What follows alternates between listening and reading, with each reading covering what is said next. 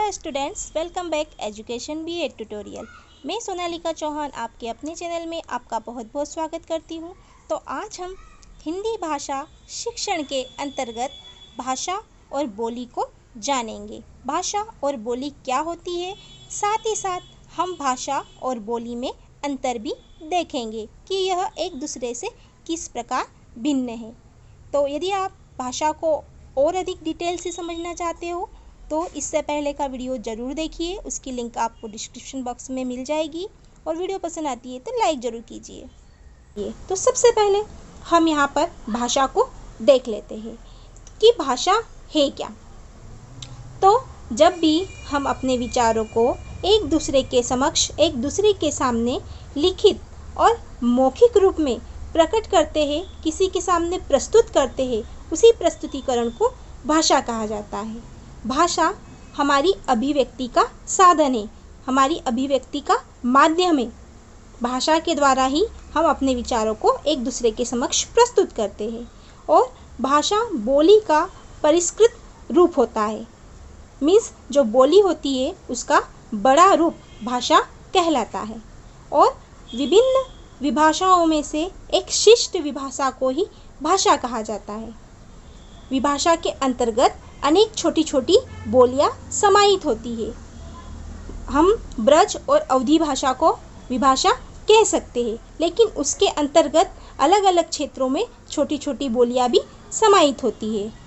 जब किसी विस्तृत क्षेत्र में या समुदाय के द्वारा बोली एक आदर्श रूप को धारण कर लेती है तो वह भाषा कहलाने लगती है।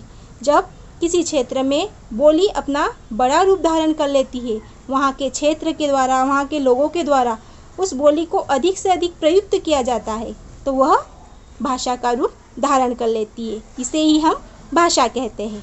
अब हम बोली को समझ लेते हैं। तो जो भाषा का छोटा रूप होता है, सीमित रूप होता है, उसी को हम बोली कहते हैं। बोली किसी स्थान, क्षेत्र के लोगों के द्वारा बोलचाल की एक छोटी भाषा होती है। हम बोली को घरेलू या स्थानीय भाषा भी कह सकते हैं, या फिर हम कह सकते हैं कि समाज के द्वारा बोली जाने वाली भाषा जो सीमित क्षेत्र में व्यक्ति विशेष के द्वारा बोली जाती है उसे ही बोली कहा जाता है। भाषा का वह छोटा रूप जो किसी स्थानीय व्यक्तियों के द्वारा प्रयुक्त होता है या प्रयोग किया जाता है, उसी भाषा को बोली कहा जाता है। मीन्स भाषा का छोटा रूप बोली कहलाता है। अभी या आज हमारी जो भाषा कहलाती है, हमारी भाषा क्या है? हिंदी। तो हमारी जो हिंदी भाषा है वह पहले खड़ी बोली के नाम से जानी जाती थी और प्रसिद्ध थी। तो इसी प्रकार जब बोली धीरे धीरे अपना विस्तृत रूप धारण करने लगती है तो वो भाषा में बदल जाती है। तो अब हम यहाँ पर इसी के आधार पर भाषा और बोली में अंतर भी देख लेते हैं कि जो भाषा और बोली है वह एक दूसरे से किस प्रकार भिन्न है। यहाँ आप दो कॉलम देख रहे हैं, एक साइड भाषा और दूसरी साइड बोली है। तो हम इस प्रकार दोनों में अंतर को समझेंगे। सबसे पहले नंबर 1, भाषा का क्षेत्र व्यापक होता है। जो भाषा होती है वह कैसी होती है? बड़ी होती है। उसका क्षेत्र विस्तृत या व्यापक होता है। और इसी के विपरीत जो बोली है उसका क्षेत्र सीमित होता है, उसका क्षेत्र छोटा होता है। फिर सेकंड नंबर पे है जो भाषा है वह सार्वभौमिक होती है। भाषा में सार्वभौमिकता का गुण विद्यमान रहता है, लेकिन जो बोली है वह सार्वभौमिक नहीं होती है। वह एक छोटे स्थान पर, सीमित क्षेत्र पर रहती है। फिर थर्ड नंबर भाषा में है। भाषा में एक रूपता का गुण पाया जाता है। जो भाषा रहती है तो उसमें एक ऐसा गुण पाया जाता है, एक रूपता।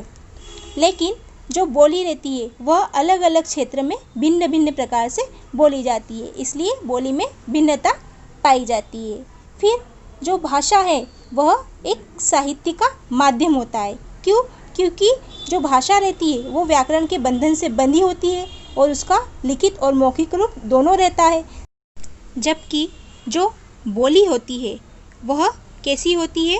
उसमें साहित्य न के बराबर होता है। बोली में कोई साहित्य नहीं होता है, बोली का सिर्फ मौखिक रूप रहता है, बोली में लिखित रूप भी नहीं पाया जाता है। तो इस प्रकार यहाँ पर आप इस चार्ट के माध्यम से भाषा और बोली में अंतर प्रस्तुत कर सकते हो। यदि आप चाहो तो इस स्क्रीन का स्क्रीनशॉट भी ले लीजिए, क्योंकि आपकी परीक्षा नज़दीक आ रही है, आपको इस वीडियो से हेल्प मिल जाएगी। तो आई होप आज का वीडियो, आज का टॉपिक भाषा और बोली आपको अच्छे से समझ में आई होगी। आपने इन दोनों के अंतर को भी समझ लिया होगा। यदि वीडियो आपको थोड़ी सी भी अच्छी लगी है तो प्लीज़ वीडियो को लाइक कीजिए। यदि आपने चैनल को अभी तक सब्सक्राइब नहीं किया है तो चैनल को जल्दी से सब्सक्राइब कर लीजिए। कल मिलते हैं एक नए टॉपिक के साथ, एक नई वीडियो के साथ। तब तक के लिए bye bye and take care, और अपनी पढ़ाई को जारी रखिए।